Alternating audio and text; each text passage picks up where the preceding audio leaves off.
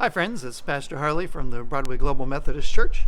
I'd like to read to you from Matthew chapter 7, still in the Sermon on the Mount. Jesus is speaking, and verse 6 says, "Do not give to dogs what is holy, and do not throw your pearls before pigs, lest they trample them underfoot and turn to attack you."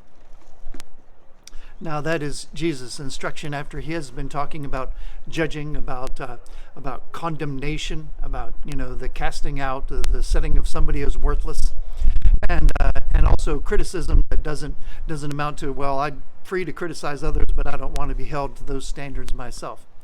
Now when Jesus says, "Do not throw to dogs what is holy, and do not throw your pearls before swine, they'll trample them underfoot, they'll turn and attack you," he is also just giving us some very practical instructions.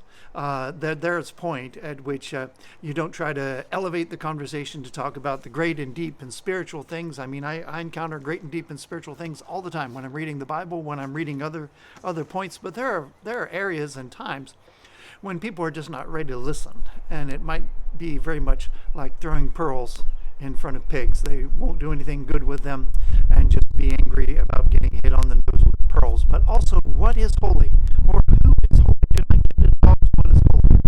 Now, there was something practical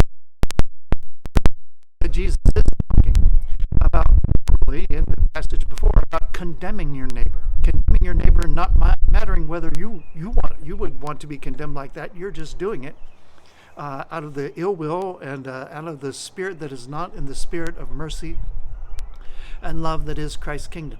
Do not condemn, judge, tear down your neighbor. That is tearing down something holy.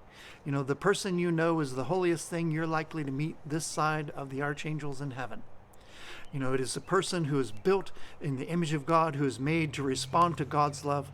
Do not throw that person to the dogs, to the swine, under the bus. Live in the kingdom of mercy that Jesus is bringing. Amen.